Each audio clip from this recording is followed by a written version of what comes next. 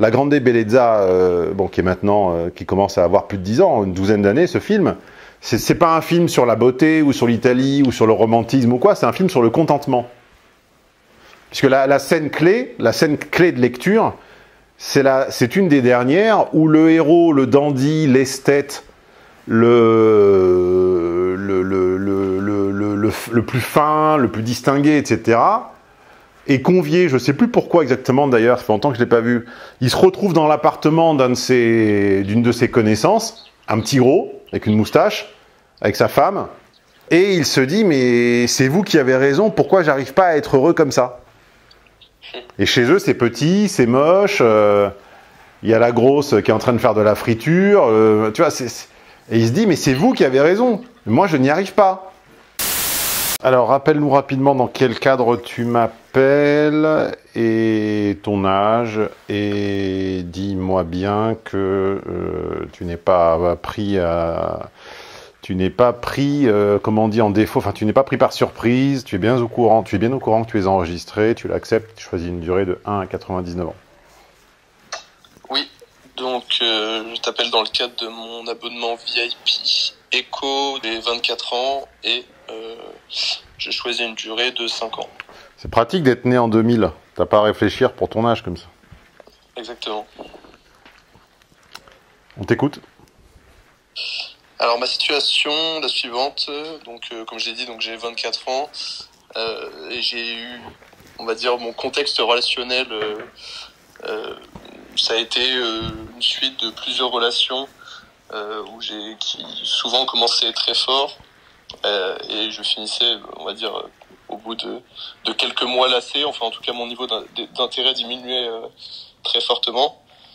Et à la suite de ces observations, en réfléchissant, je me disais qu'il fallait que je fasse attention à la façon dont je démarre mes relations. Et donc, qu'il fallait que je sois un peu plus posé en réfléchissant bien sur est-ce qu'il fallait que je me lance dans cette relation ou pas. Et donc, en fait, à intellectualiser la chose de cette manière, j'en revenais à la même conclusion, c'est-à-dire que je finissais par avoir des relations où mon niveau d'intérêt restait plus bas parce que en réfléchissant de cette manière, en avançant de manière un peu trop posée, au final c'était la personne que je voyais qui finissait par avoir un niveau d'intérêt bien plus grand pour moi que l'inverse.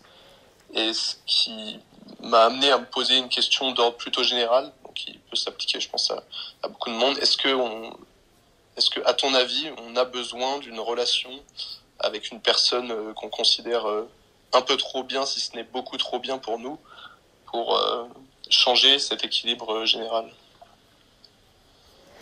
que j'ai observé? Je suis obligé, alors normalement on le fait un petit peu plus tard, mais là comme tu es pile dans le thème d'un séminaire que j'ai déjà fait et qui s'appelle rencontrer une fille bien versus rencontrer une personne bien versus fabriquer une personne bien.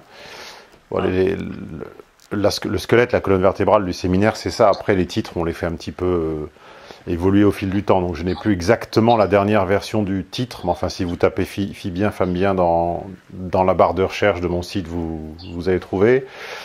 Disais-je, comme celui-ci est au cœur de ta problématique, je suis obligé de te demander si tu l'as ou pas avant de continuer. Alors non, je l'ai pas, et c'est d'ailleurs à la suite de l'appel avec la classe prépa qu'on m'a recommandé ce séminaire, donc ça tombe bien, c'est le prochain que je ne le savais pas. Je ne le savais pas, et ça montre donc une cohérence. La cohérence est une qualité sous-évaluée, sous-estimée. Ça montre quand même une cohérence entre la classe prépa, entre les petits singes et le grand singe, parce que c'est immédiatement celui qui vient à l'esprit, c'est logique. Alors, donc ton appel me permet également de rappeler que une étude de cas n'est pas forcément l'application d'une recette ou d'une méthode. Je suis globalement anti-méthode et anti-recette parce que relativement anti-déterministe. Et je pense que le premier marqueur du charlatanisme, c'est de vendre une méthode à appliquer pas à pas. Mais bon, ça malheureusement, c'est ce qui fait le tri sur le marché entre les QI à 2 et à 3 chiffres. Les QI à 2 chiffres se plaignent toujours que c'est pas assez applicable concrètement, directement, sans comprendre qu'il n'y a pas, il y a rien de déclinable absolument à tout le monde, car tout le monde n'a pas les mêmes pentes, les mêmes craintes, n'a pas les mêmes créneaux de disponibilité dans sa vie. Il y a des gens de 24 ans qui veulent fonder une famille, il y a des gens de 24 ans qui veulent voyager, il y a des gens de 24 ans qui veulent se créer du capital, que ce soit du réseau, du capital économique. Il y a des gens de 24 ans qui font des sports en compétition et dont c'est problématique, pour lesquels ces problématiques arriveront bien plus tard. Donc c'est un peu réducteur et c'est un peu le marqueur des gens bas du front que de vouloir dupliquer des méthodes à tout le monde. Ceci étant dit, ça me permet aussi de rappeler, et je suis désolé de poser les prémices du raisonnement avant de commencer, mais enfin c'est comme ça, que une étude de cas est souvent l'occasion d'une dissertation sans préparation et sans notes sur un sujet qui m'est soumis à la volée, et j'incite tout le monde, tous les créateurs de contenu, quel que soit leur domaine, que ce soit comme moi, une certaine forme de sociologie appliquée, ou peu importe comment on l'appelle, que ce soit les créateurs de contenu, les historiens, les coachs, les scientifiques, etc.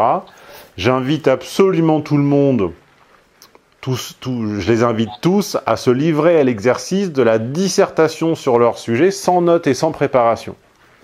Et je trouve qu'il y a trop peu de cet exercice en ligne. Certains s'y adonnent, et j'avoue que ça devient généralement mes héros. Il y a Jean Co qui est assez fort à ça, il y en a d'autres dans leur domaine, mais finalement on est minoritaire, et la plupart, on ne les entend qu'en mono... T'as un haut-parleur? Oui. Ouais, on l'entend par contre, c'est très désagréable. Pardon. La plupart des sachants, ou des prétendants sachants, des prétendants savoir, de ceux qui prétendent savoir, on ne les entend que dans 2 formats en médias.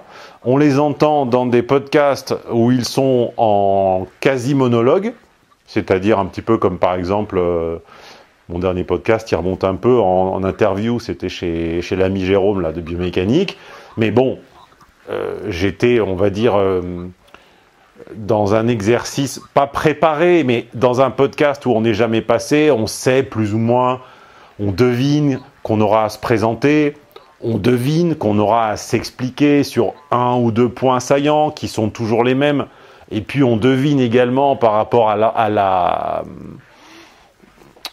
la fenêtre de tir de l'intervieweur, on devine là où il va aller. Donc en fait c'est du semi-préparé. Les études de cas sont absolument non préparées, et tu confirmes que avant de m'appeler pour la première fois, je ne savais absolument pas de quoi on allait parler. Et j'invite tous les créateurs de contenu à se livrer et à nous faire part du résultat à des dissertations libres, sur thème imposé par leurs propres clients, dans les conditions du direct, afin de les voir se dépatouiller sans notes, sans lire un texte, sans avoir préparé et sans sortir des punchlines apprises par cœur 2 heures avant. Voilà, c'est un message qui ne te concerne pas, mais qui, moi, me manque, car j'entends des journalistes, j'entends des podcasteurs, j'entends des monologueurs qui lisent un texte, mais j'entends assez peu, finalement, de gens capables de disserter 20, 30 ou 40 minutes sur un thème qui leur est suggéré dans la seconde. Et j'en voudrais plus, ça remplirait plus mes nuits, mes journées, mes soirées et mes longues heures à écouter des podcasts. Bon, ceci étant dit, garçon de 24 ans qui n'a pas rencontré l'accomplissement amoureux, j'ai envie de te dire que c'est relativement normal. Et que globalement, c'est un peu une forme de... Comment ça s'appelle? C'est un peu le pendant, si tu veux, de la dysmorphie à la salle. C'est-à-dire que tu as les gens qui font du fitness, qui sont les gens qui également se regardent, s'analysent, se connaissent et passent leur temps à se critiquer, et qui sont pourtant 10 fois au-dessus des gens qui ne font aucun fitness et qui mangent n'importe quoi et qui sont gras comme des loukoums et qui, eux, ne se regardent pas, ne se connaissent pas et ne se critiquent pas. Donc tu as un peu la même dysmorphie, c'est-à-dire que comme tu t'intéresses au sujet et que tu t'autocritiques, tu te trouves un sentiment, enfin tu génères, tu ressens sincèrement, je pense, car je te sens sincère comme garçon, un sentiment d'inaccomplissement ou d'accomplissement partiel. Mais en réalité, quelqu'un qui ne s'intéresse pas au sujet et qui, à 24 ans, a niqué 6 ou 7 gonzesses et a été 1 fois et demie en couple, se trouverait très content de sa performance, si tu veux. Oui. Donc, t'es un peu dans ce jugement rétrospectif extrêmement critique de ceux qui travaillent un de leurs capitaux. C'est-à-dire qu'il y a ceux qui travaillent leur réseau, qui se plaignent, qui trouvent qu'ils n'ont pas forcément encore les bonnes personnes dans leur réseau. Ceux qui travaillent leur physique, qui trouvent qu'il manque de mollets, qu'il manque d'épaules, qu'il manque de ci, qu'il manque de ça. Et ceux qui travaillent leur argent, qui se trouvent finalement jamais assez pourvus. Et je le sais bien, puisque moi, depuis que je m'intéresse au patrimoine et au placement, etc., ce qui est assez récent, avant ça ne m'intéressait pas, eh ben, je me sens subjectivement beaucoup plus dépourvu que je ne l'étais il y a 10 ans, alors que objectivement, je le suis beaucoup moins, tu comprends? Oui. Donc déjà, il y a un premier biais de perception dans ton appel, qui est que il est tout à fait normal, quand on commence à s'intéresser à un sujet, de se sentir carencé. Oui.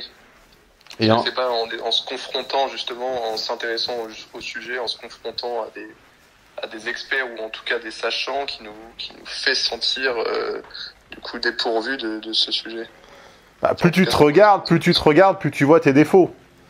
Plus tu observes ton parcours, plus tu vois les impérities et les pierres d'achoppement où à un moment fallait peut-être passer par une autre voie, ou fallait peut-être laisser tomber cette branche, ou fallait peut-être... Mais encore une fois, ça demande déjà de se connaître soi-même, comme disait le philosophe, et tu fais déjà partie à la base des 20%, c'est sûr, peut-être même des 15%, peut-être même des 10%.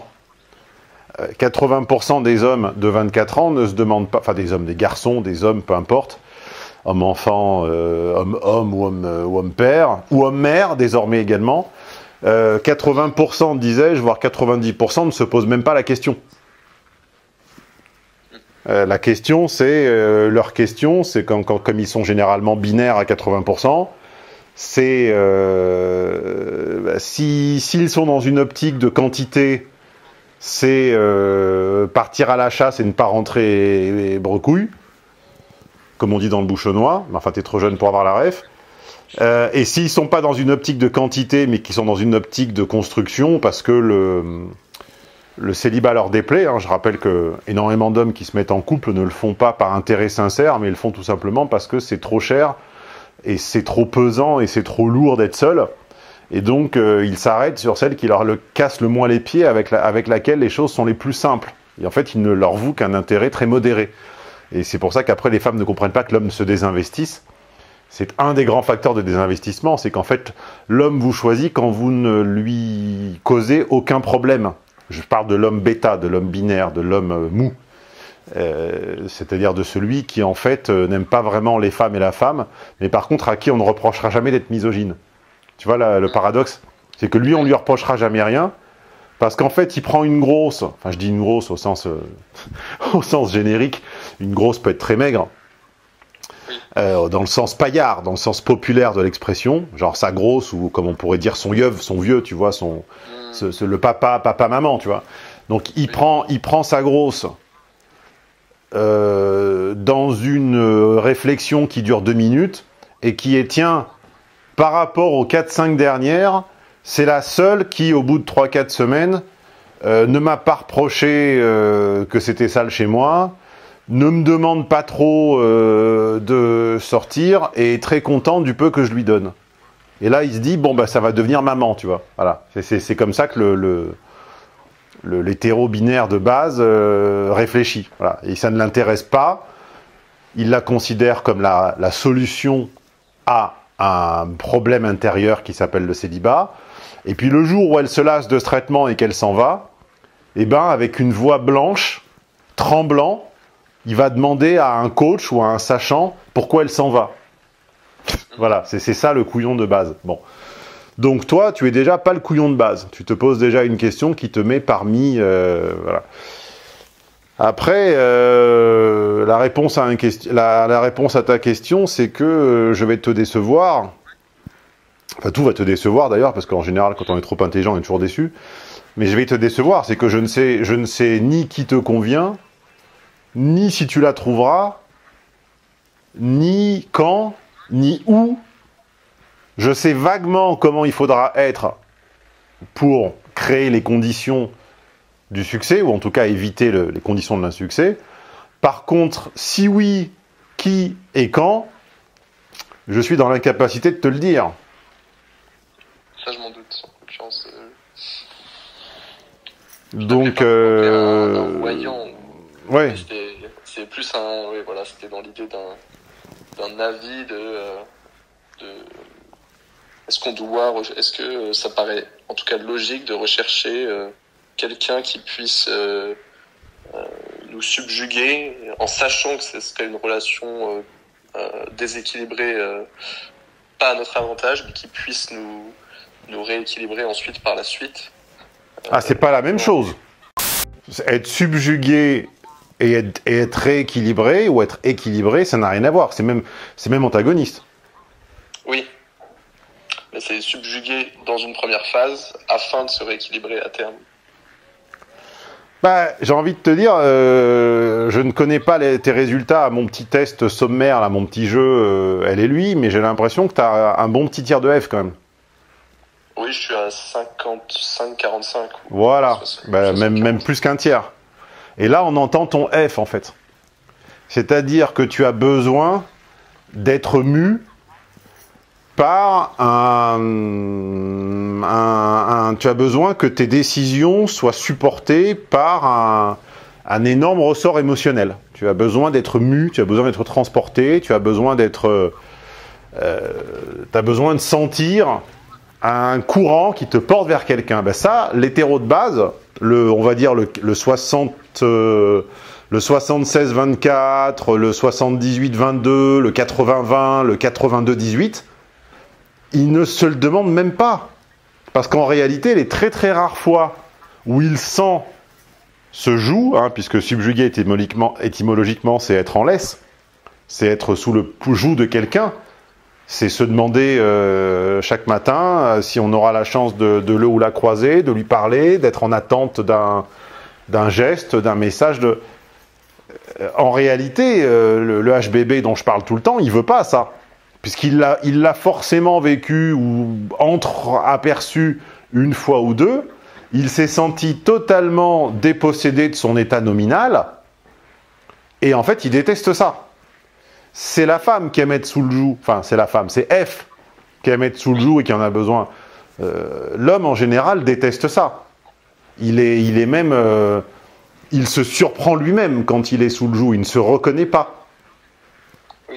Il oublie de manger, il déteste ça, en fait.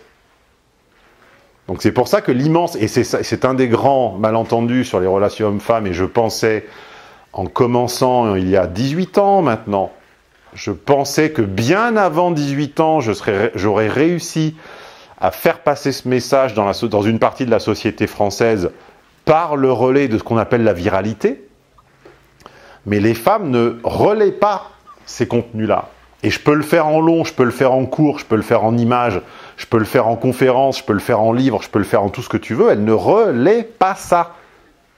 Elles refusent d'admettre qu'une de leurs clés majeures d'incompréhension du logiciel masculin, c'est que l'immense majorité des hommes qui se mettent avec une femme ne les aiment pas. En tout cas, pas selon leur langage ou le code de ce qu'elles appellent le sentiment amoureux. Ce que ressent l'homme n'a rien à voir. Mais ça les heurte de front, et il faudrait leur faire passer avec des arrondis, des arabesques qui m'agacent. Et puis de toute façon, le problème, c'est que quand on fait passer un message par arrondi et par arabesque, on revient 2 ans après et on se rend compte que la personne a totalement changé d'avis, hein, c'est le fameux sens giratoire, et on se dit finalement que ça ne sert pas à grand chose. Voilà. Mais bon, revenons au sujet. Donc, tu as en toi une attente de nature féminine que tu dois que tu vas devoir, avec laquelle tu vas devoir cohabiter. Voilà. Et pragmatiquement, tu vas savoir et tu vas deviner, bon, tu es jeune encore, tu es très jeune, tu as quasiment la moitié de mon âge, que quand l'une de ces attentes sera comblée, ben, généralement, tu n'auras pas l'autre. Voilà, exactement. Voilà.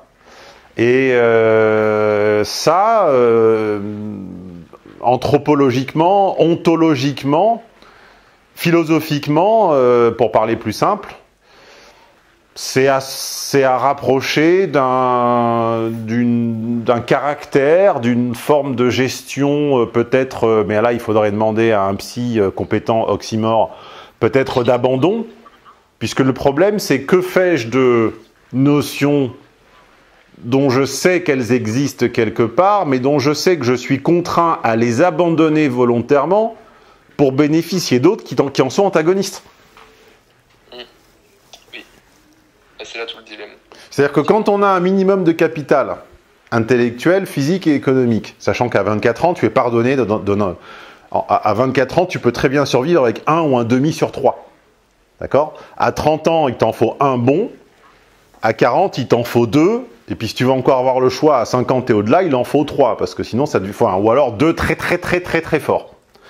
Mais bon, quand on en a au moins un à ton âge, on a un petit peu de choix, on n'a pas un choix énorme. Je rappelle que même ça aussi les femmes n'arrivent pas à l'admettre, je rappelle que même un homme très pourvu a finalement moins de choix qu'une girl next door, dans l'absolu. Dans l'absolu, hein, ça a été mesuré dans tous les secteurs, dans tous les domaines, en ligne, en vrai, dans tous les sens, ça a été vérifié, et moi-même je l'ai vérifié. Quand une femme pense qu'un homme est entouré d'une kyrielle d'admiratrices, en réalité, elle ne se rend pas compte que ce qu'elle appelle une kyrielle d'admiratrices, c'est moins que ce qu'elle générerait en un jour ou deux sur un site de rencontre. C'est moins que ce qu'elle générerait en se promenant toute seule, vêtue comme Perrette et le Potolet, c'est-à-dire légère et apprêtée, dans une nouvelle ville pendant une semaine. Elle aurait des contacts et des cartes de visite et des propositions qu'un homme grand, élégant, en costume sur mesure et plein de fric n'aurait pas en 6 mois. Donc, bon, avec le peu de choix que tu as à 24 ans, le simple fait que tu aies du choix te met déjà un petit peu en avance dans la réflexion par rapport aux autres et t'amène à te demander effectivement suis-je prêt à abandonner quel capital ou qu'est-ce que je suis prêt à abandonner? Est-ce que ce dont j'ai envie existe? Tu vois, parce que si tu passes ton temps à chercher quelque chose qui n'existe pas, tu vas y passer un certain temps. Et crois-moi sur ce sujet, tu le découvriras en découvrant mes séminaires où évidemment je révèle plus d'anecdotes personnelles qu'en public. Mais ça, ce sont des questionnements que je peux t'aider à formuler, mais qui à la fin sont les tiens, quoi. Qu'est-ce qu'une femme qui te subjugue? Est-ce une délicatesse? Est-ce une force? Ça, c'est toi qui as la réponse. Il y a des hommes qui seront subjugués par la force. Moi, ça ne marche pas du tout, au contraire. Ça m'écarte, en fait. Après, les cons et les haters et les bêtas vont dire « Ah, il veut une femme soumise à la cuisine ». Pas du tout. J'ai toujours dit que j'étais pas un red pill, un micta ou je sais pas quoi. Moi, je veux pas du tout une femme à la cuisine, ça m'intéresse pas. J'en ai déjà vu, j'ai des amis qui ont la femme à la cuisine. Des couples d'amis, je pense que mon père, ça ne lui aurait pas déplu que ça, ou première ou deuxième femme, fût à la cuisine en permanence. Moi, c'est pas du tout mon truc. Je ne m'intéresserai absolument pas à quelqu'un dont l'essentiel qu'elle ait à me raconter le soir soit le nombre de machines qu'elle a fait. J'ai besoin d'une femme qui se confronte au monde extérieur, qui résolvent des problèmes, qui ait des situations relationnelles professionnelles, qui ait des enjeux à elle, qui ait des situations à elle, voilà. Donc c'est pour ça que je dis, je ne cherche pas la force, je ne cherche pas non plus la soumission. je cherche un agrément, enfin je vais peut-être trouver d'ailleurs, arrêtez de penser que je ne trouve pas, encore une fois, c'est qu'il n'y a que les cons qui pensent que parce qu'on ne montre pas son couple ou sa possession, on n'a rien. Donc je suis plutôt attiré par voilà, une forme d'aisance. Voilà. Quand je dis grâce, c'est trop poétique pour la plupart des gens maintenant, pour tous les Afriqués qui ne comprennent pas.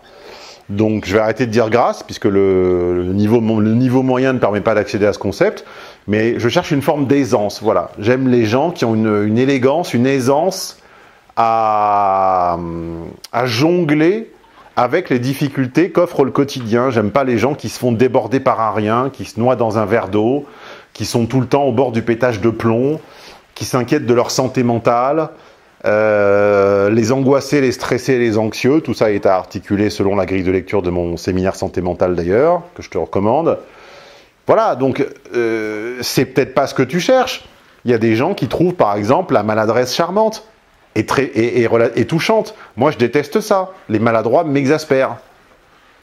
Je me reconnais pas mal dans ce critère, et alors du coup je sais pas si c'est l'aisance aussi au sens de une forme de personne qui pourrait avoir craquer le code, comprendre le monde d'une certaine manière, s'y aboutit, et puisse justement être à l'aise dans une variété de situations. Mais comprendre le monde, entendons-nous, tu as 24 ans, à 24 ans je ne savais rien, et je ne sais toujours pas grand-chose d'ailleurs à 46, mais on ne peut pas attendre d'une compagne de 24 ans qu'elle ait une opinion définitive et affirmée. Ça serait même presque louche, entre guillemets, qu'elle ait une opinion trop affirmée sur des sujets très ambitieux.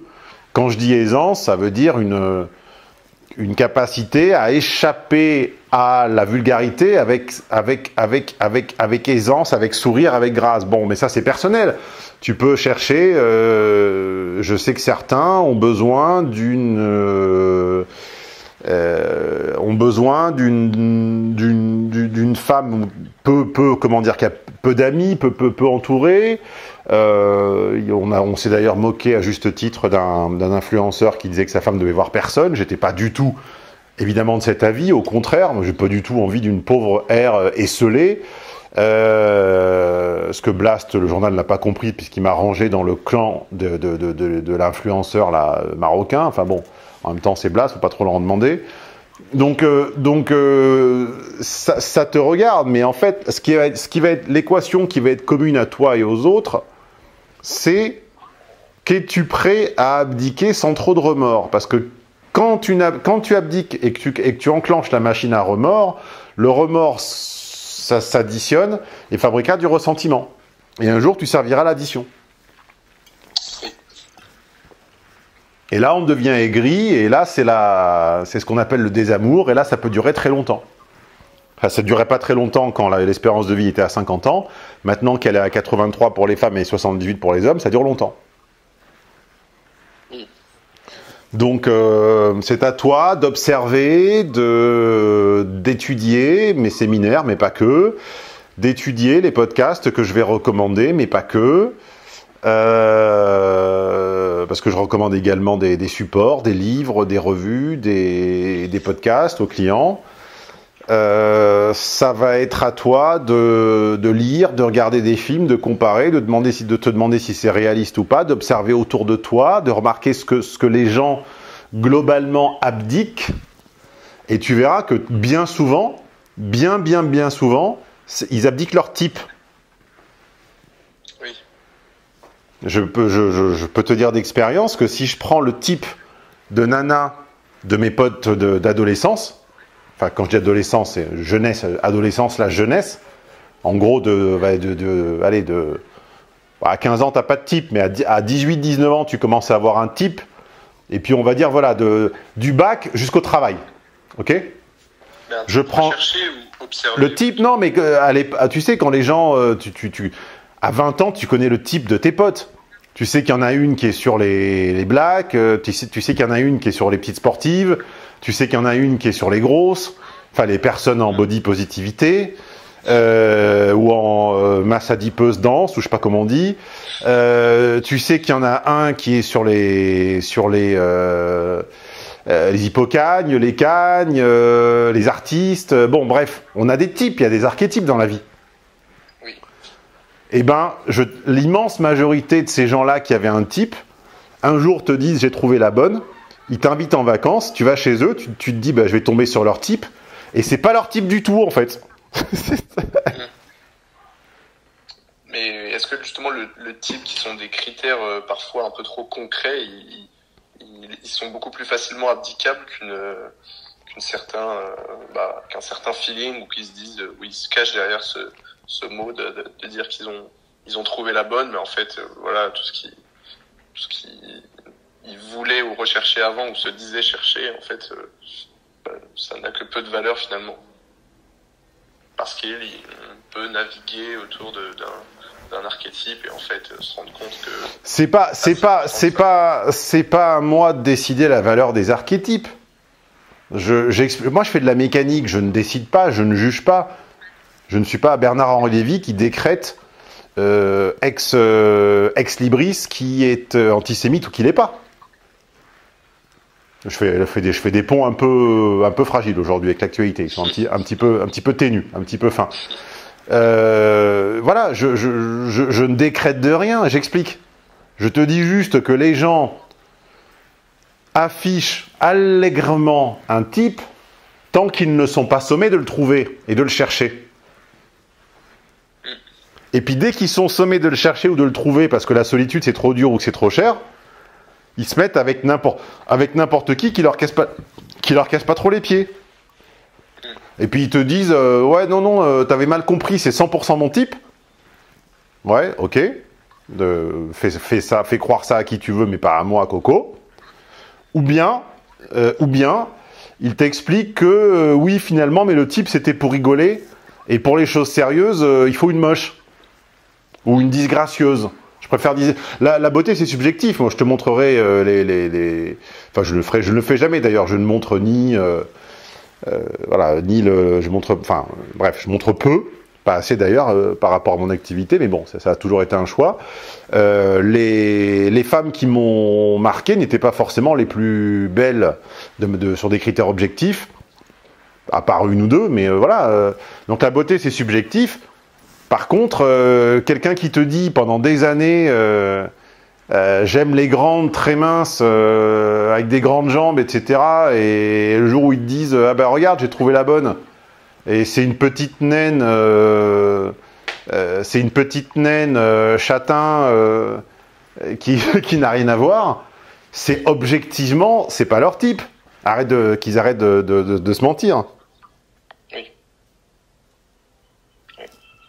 Ça, c'est encore une fois, on est libre d'avoir tous les types qu'on veut, les grands, les petits, les machins, les trucs. Je dis juste que à un moment, il y a une abdication, voilà. Il y a une abdication généralisée qui ne fait l'objet d'aucune presse, silencieuse pour ne pas dire honteuse, de son type. C'est une forme de contentement, on se contente de... Voilà. Eh ben d'ailleurs, tiens, ça y est, j'ai trouvé le titre de l'étude de cas, puisque la recherche de titres, ça n'a l'air de rien et on ne s'en rend pas compte quand on n'est pas créateur de contenu, mais c'est très fatigant la recherche de titres. C'est consentement contre contentement ou un truc comme ça. Voilà, ça sera une opposition, une rime. Une rime riche, symétrique sur ces deux termes. Le contentement du consentement, ou consentir c'est se contenter, ou un truc comme ça. Voilà. Donc ça c'est fait. Voilà, un souci de moins. Et oui, et c'est intéressant à un moment de voir les mécanismes qui s'enclenchent. Dans quel domaine est-ce que les gens se contentent? Il y a des gens qui se contentent économiquement. C'est-à-dire qu'il y a des gens, quand ils arrivent à être propriétaires d'un 3 pièces, ils s'arrêtent en disant voilà, c'est bon, maintenant j'attends la retraite. J'en connais. Tu vois? Oui. Il y a des gens qui se contentent socialement. Ils ont 2 amis, ils s'arrêtent. Ils n'ouvrent plus la porte à aucune nouvelle relation. J'en connais. Et puis ils la réouvriront quand ils perdront un de ces deux amis, ils feront rentrer un autre, et ils s'arrêteront à 2. Tout ça, c'est des dynamiques qui sont décrites dans mon séminaire réseau, que je te recommande également. Et puis il y a des gens qui se contentent du point de vue du couple. Hein, et tu le vois très bien, de toute façon, les hommes bon, global, dans l'ensemble, depuis l'avènement des réseaux sociaux, les hommes partagent plus leur type, leur genre. Ils partagent moins le narratif des rendez-vous. Je me rappelle quand je commençais à écrire mes histoires de rencontres il y a 20 ans, là, dans la lignée, je l'ai déjà expliqué, d'un livre de Michel Field qui s'appelait Le livre des rencontres, où il racontait comment ses collègues de la télé s'étaient rencontrés. C'est comme ça que j'avais commencé. Et puis du coup, je savais pas où les écrire. Je les avais écrites sur un forum qui n'existe plus, qui s'appelait FTS. Et puis ensuite, le mec du forum a pris ombrage que mes écrits avaient plus de succès que les siens. Il m'a viré. Enfin, il m'a gentiment invité à décamper. Je les ai mis sur mon propre forum, puis mon propre blog. Blog qui a été actif jusqu'à 2015-2016. Et puis après, il y a YouTube, etc. Bon, ça, tout le monde, plus ou moins, le sait. Mais je voyais bien que mes récits de rencontres ne ressemblaient pas à ceux des blogueuses. Pour moi, l'avant était beaucoup plus important que le pendant. J'avais la pudeur de m'arrêter à la chambre à coucher. Mais je ne sais plus pourquoi je te disais ça. Le récit, le pendant, le narratif, c'était quoi? C'était en rapport avec le couple, le contentement. Voilà. Et on voit très bien, enfin ceux qui s'en souviennent, d'ailleurs je crois qu'on a dû faire l'effort. C'est pas facile en web de laisser des archives qui datent de près de 20 ans. C'est très délicat parce que les formats changent, les pages sautent, les noms de domaine, les hébergeurs. Bon, il doit en rester quelques traces pour les curieux qui veulent aller voir sur Homme d'influence.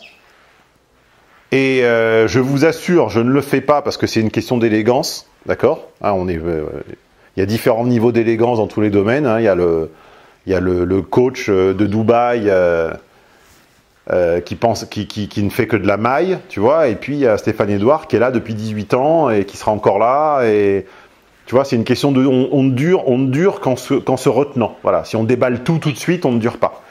Donc moi je me retiens, mais je peux t'assurer que si je partageais des éléments privés avec toi, je peux t'assurer que 8, peut-être pas 9 fois sur 10, mais 8 fois sur 10, mes choix ont été conformes à mon genre. Parce que je n'aime pas abdiquer. Et les gens abdiquent surtout. Enfin, il y a des gens qui te disent, je cherche un appartement, j'ai pris le premier. C'est quelque chose qui est appris ou forcé mais je sais pas. Dans ton cas? Ah, dans mon cas, non, c'est une question de caractère. Des appartements, j'en ai visité des centaines, des dizaines, enfin des dizaines, plusieurs fois dans ma vie, donc au total plus de 100. J'ai jamais pris le premier, enfin, ça n'existe pas. Je ne me suis jamais dit que la première nana que le hasard du destin avait mis sur ma route, ou dans ma classe, ou dans mon TD, ou dans ma fac, en 1994, ou 18, ou en 2001, allait être avec moi en 2063. J'y crois pas un instant. C'est vraiment remettre sa vie entièrement dans les mains du destin. C'est être complètement anti-essentialiste, quoi, complètement déterministe.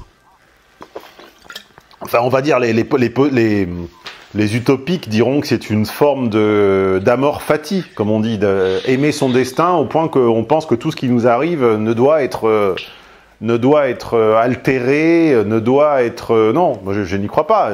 Il y a des opportunités, mais à un moment, il faut les pousser, les tirer, les décaler, les modifier, les altérer, transformer. Donc tout ça est un choix éminemment personnel, de caractère, de philosophie, amor fati, amor dei, amor sui, le respect de son destin, respect divin ou respect de soi. Bah souvent, les conjuguer tous les trois n'est pas évident. Parfois, pour se respecter soi, il faut enfreindre un petit peu le respect élémentaire de son destin et lui forcer la main. Ou parfois, dans la vénération d'une divinité ou d'une religion, testamentaires ou vétérotestamentaires, eh bien, on se surprend à se comporter d'une manière qu'on jugerait par ailleurs un peu ridicule, tu vois. Genre, je fais allusion à quelques stories Instagram sur lesquelles je suis tombé récemment, dont je me demandais si c'était une blague ou pas, et dont j'ai appris que c'était pas une blague. Tu vois?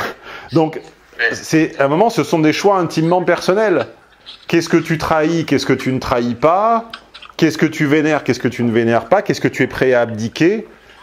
Est-ce que le principe de cohérence est un principe primordial chez toi? Est-ce que c'est très grave que ton toi de 46 ans puisse regarder ton toi de 24 ans en disant, bah tu vois, j'ai pas trop trahi. Moi, c'est important. Il y a des gens, et pourtant ça peut être des amitiés, hein, je peux être tout à fait affable avec eux, et ça peut être des bons copains. Il y a des gens dont je sais très bien que le E de 40 ans et le E de 40 ans, enfin le E de 25 ans rirait du E de 40 ans. Oui. Mais c'est au-delà de la cohérence, c'est une certaine stabilité alors. Et au-delà du fait de vouloir des grandes blondes et de s'arrêter sur une petite brune. Ça, c'est un détail. Ça, c'est un détail. D'ailleurs, il y a un très beau poème de Musset sur les brunes aux yeux bleus que je vous recommande. Et ça, c'est un détail, mais c'est un détail significatif. Tu vois ? C'est à un moment, les gens vieillissent. Et ils vieillissent par contentement. Mais ça, ça n'est pas que de leur faute, tout est polydéterminé. C'est aussi une mode, une injonction douce à la philosophie du moment présent. Mais savourer l'instant présent n'est pas se contenter de ce qu'on a. Et ça, c'est la mode de la gratitude. Mais sauf que la gratitude est un principe de motivation personnelle assez puissant, assez à l'œuvre d'ailleurs chez beaucoup de sportifs et chez l'élite, que le peuple s'est maladroitement emparé via des stages et des séminaires de développement personnel, où les gens, à un moment, au titre de gratifier l'accomplissement, gratifient surtout la paresse et le fait de faisander leur graisse sur leur normalité, tu vois. Alors voilà, regarde le physique des hommes de 40 ans. Oui. Physique des hommes de 40 ans, je peux te dire que je le vois toutes les semaines à la salle, plusieurs fois par semaine, c'est n'importe... Et encore, je vois les meilleurs, puisqu'ils vont à la salle. Mais hommes et femmes, d'ailleurs. Hommes et femmes. Ils sont adipeux, ils sont gras, ils sont raides comme des piquets, ils touchent même pas leurs pieds. Et tout le monde trouve ça normal. Enfin, je vais sur mes 50 ans, je me penche, je touche le sol, j'ai entendu, quoi. Et je fais 1m94. T'as des mecs de 42 ans, d'1m78, ils se baissent à leurs genoux, quoi. Et ils te disent, ah oui, mais je me suis blessé au foot il y a 20 ans. Ben moi aussi, je me suis blessé il y a 20 ans. Je me suis pété le tendon d'Achille, je me suis fait 5 entorses au pied droit au basket. Et alors tu fais de la physiothérapie, enfin de la rééducation. Qu'est-ce que c'est que ces histoires? Donc voilà, il y a une vocation, il y a un encouragement au contentement, et il y a ensuite un pacte. Je t'invite encore à bien écouter la matinée de mon séminaire sur la santé mentale. Il y a un pacte entre le conscient et l'inconscient qui s'instaure. Puisque le conscient refusera d'accréditer la thèse du contentement, et l'inconscient sait qu'il se contente. Et entre l'inconscient et le conscient, pour modéliser le schéma intérieur, moi j'ai pris, pas que moi d'ailleurs, mais certaines personnes prennent l'image d'une douane. Une douane où pour passer la douane, tu es obligé de te déguiser. Et c'est comme ça que les fantasmes discutent avec le conscient, et vice-versa. C'est jamais à découvert en face à face, c'est par des truchements, des déguisements, des petits mensonges, des arrangements avec la réalité. Oui, alors l'occurrence, j'ai eu le séminaire santé mentale, donc j'ai écouté Ah, ben donc tu confirmes la douane. La matinée, et donc oui, mais en plus c'est quelque chose qui se ressent pour le coup ça très fortement au quotidien sur des exemples tout bêtes de se prendre le temps de se mettre face à une vidéo, que ça soit sur YouTube ou sur d'autres types de contenus. Est-ce qu'elle mérite ce temps d'attention, et donc cette douane, et donc le fait on va volontairement se mettre dans un état où on va dire ok, aujourd'hui j'accepte parce que je suis disposé à, mais en fait ouais. Donc on a un consentement au contentement qui s'opère contre notre plein gré, qui crée une gentille diaphonie d'esprit, c'est-à-dire qu'on a deux petites voix intérieures qui doivent transiger le soir pour s'endormir, et l'une doit convaincre l'autre que c'était le bon choix à faire. Un petit peu comme un patient qui se retrouverait amputé des deux jambes et à qui le médecin dirait « bah oui, mais vous avez consenti, regardez, vous avez signé là ». Et le patient dirait ouais, sauf que quand j'ai signé, j'étais à l'article de la mort et vous m'avez dit que c'était la seule chance de survivre. Et maintenant, je découvre en faisant mes propres recherches qu'il y avait des traitements. Et là, le chirurgien, il raccroche et il te met aux abonnés absents. Tu vois ce que je veux dire? Donc, il y a un phénomène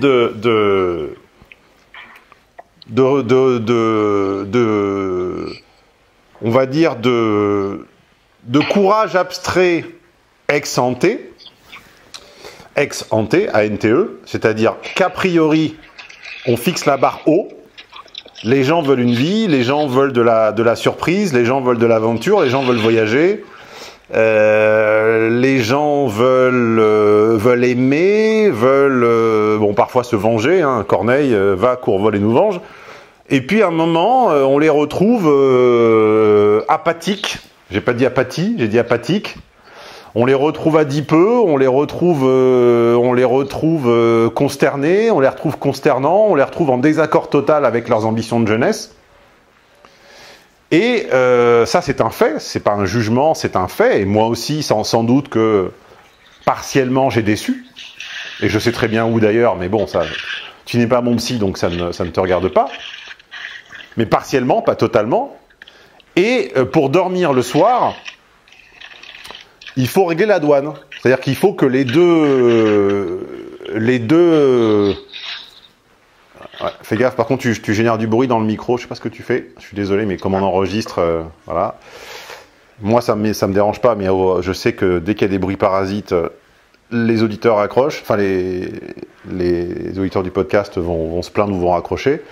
Et donc, t'as deux personnes en délicatesse qui se retrouvent dans deux pièces séparées par une paroi de verre, qui se ressemblent vaguement, sauf que t'en as un qui a une barbe, l'autre qui a pas de barbe, t'en as un qui est bien habillé, l'autre qui est mal habillé, t'en as un qui est sportif, l'autre qui est pas sportif, et ils doivent s'entendre pour pas se brouter la gueule.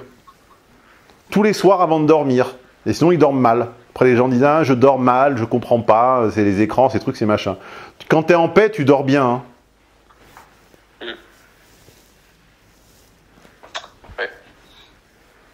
Non, sauf l'été, parce qu'il fait trop chaud, il y a des moustiques, mais quand t'as pas trop chaud, puis que les gens dorment avec des couettes synthétiques en plus, donc ça respire pas, c'est comme si on dormait dans un sac plastique, mais quand t'as pas trop chaud, que tu dors pas avec une sale couette synthétique de chez Carrefour, quand t'es en paix, d'ailleurs, quand t'as une grosse décision à prendre et que tu hésites pendant des semaines ou des mois, je peux t'assurer que le jour où tu la prends et tu signes le chèque ou machin, le soir tu dors très bien, hein, tu dors en paix, tu vois. Donc la paix, c'est une trêve, c'est pas une paix infinie, c'est une trêve entre ton conscient déguisé qu'on appelle ton inconscient et ton inconscient déguisé qu'on appelle le conscient. Voilà. Et cette trêve s'opère autour des raisons qui ont conduit à te contenter de ce que tu as.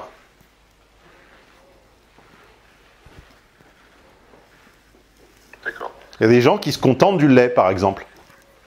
Tu vas chez eux, tout est très laid. Puis tu dis, mais comment t'as acheté cette merde? Ah bah ouais, mais c'était pratique. Ouais,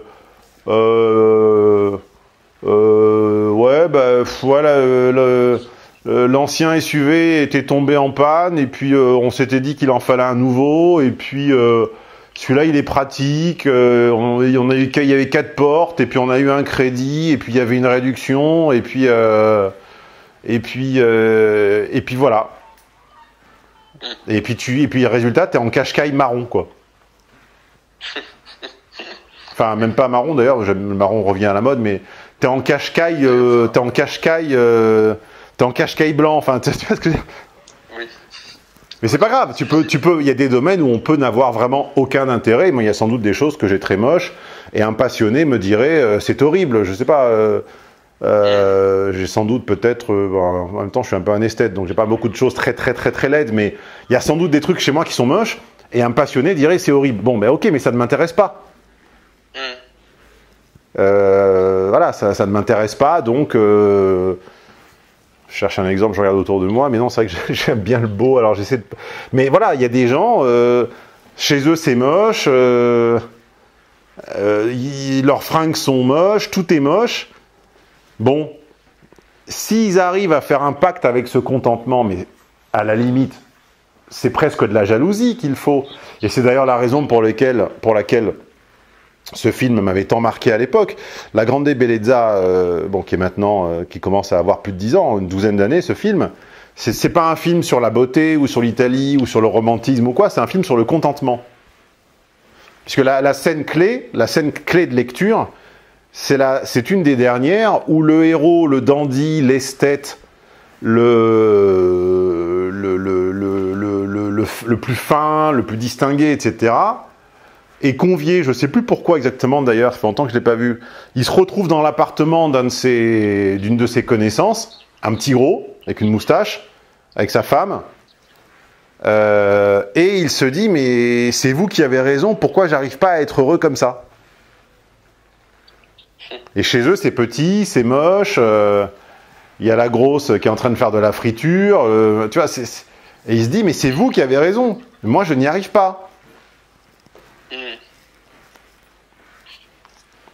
Donc c'est comment négocier avec son propre contentement. C'est ça ton dilemme en fait. Peut-être que tu n'es pas capable, comme moi ou comme d'autres, de te contenter de la même chose que les autres. Aussi, alors, je peux me... Comme ça tu auras la réponse dans 20 ans, hein, ou 15 ou 20 ans. Oui. Je peux me contenter probablement, en tout cas, une technique, ça consiste à essayer de faire une sorte de cheat code ou de la même manière qu'on peut se contenter d'une toute petite maison, en fait on va jouer le jeu des extrêmes en se mettant dans des conditions extrêmement désagréables, ce qui fait passer la normalité pour très agréable et très bien. Et donc en jouant ce jeu... Oui, bah ça c'est une des manières de pactiser à la douane. Par exemple. Tu peux te dire, je m'inflige de porter des chaussures trop petites pour que le soir, en les enlevant, même si c'est moche chez moi et que ça pue, et que c'est humide, bah en fait, j'enlève mes chaussures, je suis tellement heureux. Ou alors, tu peux te dire, bon, là où je grandis, c'est pas top, mais un peu à l'instar du très bon livre Le Secret, je vais m'entourer de pensées et me familiariser avec des endroits où c'est beaucoup mieux, pour que ça devienne plus facilement un jour ma normalité. Tu vois, quand j'étais gosse, on n'était pas très à l'aise, on n'était pas dans la pauvreté, mais on était juste au-dessus. C'était pas la joie, tout était compté, peu de loisirs, pas de voyages inutiles, etc., pas de vacances, bon. Et ben, avec mon argent de poche, j'achetais à la librairie des revues d'architecture sur des très belles maisons avec des piscines. Et ma mère me disait, mais pourquoi t'achètes ça? Ça coûtait 18 francs, 23 francs, 24 francs, 25 francs, ce qui était beaucoup à l'époque. Oui. Et elle me disait, mais pourquoi t'achètes ça? Et je ne savais pas trop lui expliquer, mais je sentais qu'il fallait le faire. Tu vois? C'était une des manières de préparer mon esprit à me sortir de là. Oui. Une sorte d'échappatoire déjà. Donc chacun pactise avec son subconscient. Certains pactisent par le contentement, d'autres pactisent par la motivation, la manipulation. Voilà, t'as deux manières de réagir quand on te dit que t'es gros. T'as manger encore plus et geindre sur les réseaux sociaux, en accusant le microbiote ou des phénomènes épigénétiques, ou t'as aller à la salle 7 fois par semaine et te faire un burn-out et t'éclater la gueule. Bon. Qui suis-je pour juger? C'est un contentement personnel.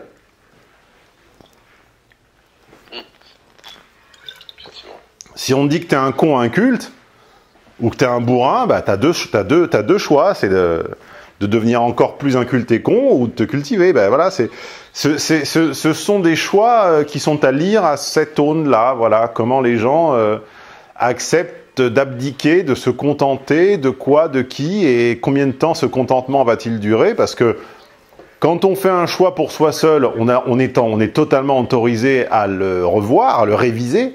Mais par contre, quand on fait un choix qui implique un partenaire et potentiellement des enfants, ben, faut pas le réviser à 40-50 ans et faire la crise. Parce que c'est les enfants qui en pâtissent. Donc, faut être absolument sûr que ce sur quoi on abdique ne nous manquera jamais. Ou que s'il nous manque, on saura le trouver. Si on prend une partenaire qui a une intelligence émotionnelle nulle, mais par contre qui est une fonceuse, qui a une carrière, etc., mais qui est complètement aux fraises sur les subtilités de la psychologie et qui est une bourrine, un bourrin au féminin, il faut être sûr que ça ne manquera pas pendant 20, 30 ou 40 ans. Si on prend une personne qui est plus patiente, plus amène, plus souple, mais qui n'a aucune velléité à générer de la richesse par elle-même et qui sera totalement 100% entretenue, il faut être sûr que quelle que soit l'évolution de ta carrière pendant 10, 15, 30, 40 ou 50 ans, il faut être sûr que ça t'ira toujours. Qu'à un moment, tu ne te diras pas ouais, ben, c'était bien quand ça carburait, mais là, ça carbure un peu moins et c'est chaud, en fait.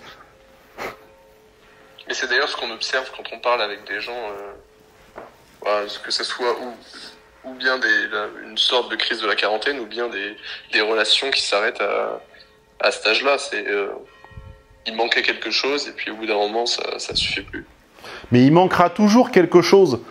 La question, c'est comment je pallie ce manque, en échange de quoi, combien pèse-t-il, et comment ferai-je quand ce manque viendra se manifester? Quelles seront mes pistes? Les pistes suffisent quelques années, et puis quand on observe autour de soi que maintenant on s'autorise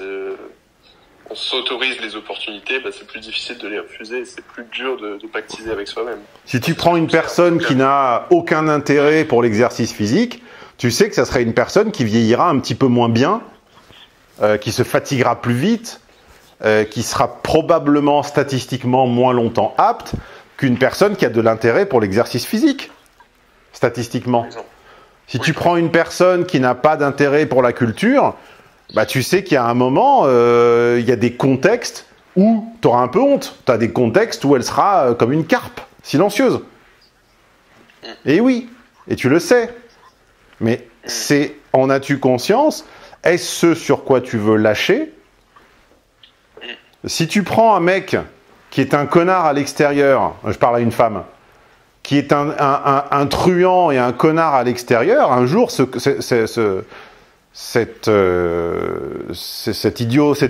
idiomatisme, enfin, cette machine à penser qu'il applique à l'extérieur, un jour, il l'appliquera dans la famille, il ne faudra pas venir pleurer en disant hey, c'est un connard. Bah oui, mais tu le savais.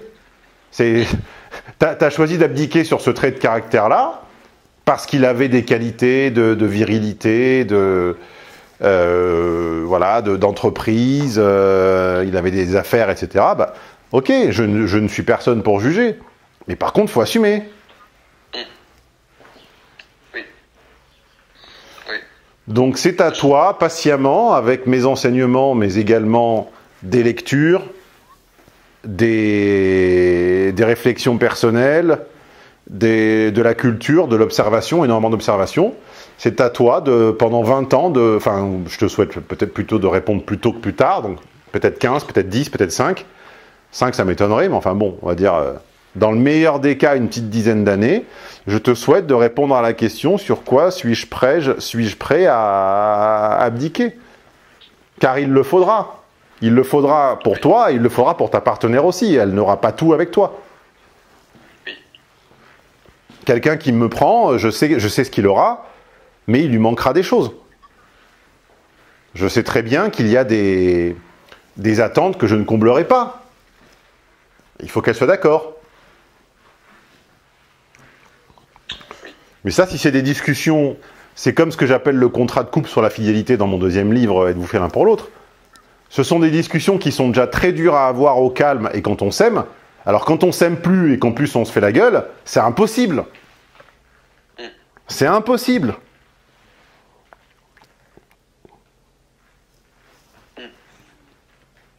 Effectivement, ça prend sens.